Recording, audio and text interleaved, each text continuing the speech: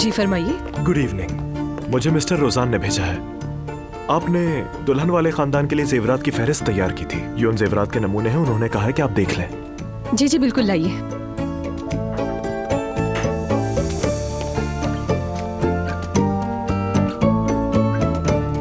और अगर इनमें से कोई चीज आपको खास तौर पर पसंद आए तो ये भी उस घड़ी की तरह हमारी तरफ से आपको तोहफा होगा। उन्होंने कहा है कि आप एक चीज का इंतखाब करें।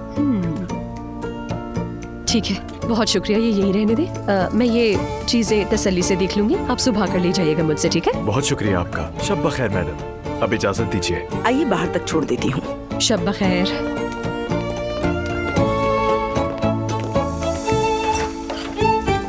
एलिफ, ये आदमी पागल है क्या? पहले घड़ी और अब ये जेवर। मॉम, आपको असल में जो कहना चाहिए मुझसे वो तो कहा ही नहीं आपने। क्या कहना चाहिए था? आपके लिए सबसे मुश्किल मुझसे यही कहना है ना कि मुझसे गलती हो गई बेटी, मुझे माफ कर देना एलिफ।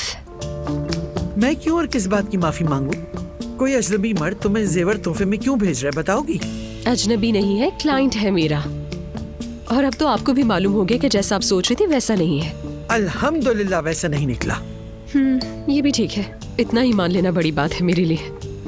यानी आपके लिए बड़ा, इंसानियत के लिए छोटा कदम। जब बात तुम्हारी हो ना एलिफ, मैं एतमाद नहीं कर पाती। तो अब आप ये समझें कि आज से आपका मुझ पर एतमाद करने का वक्त आ गया है।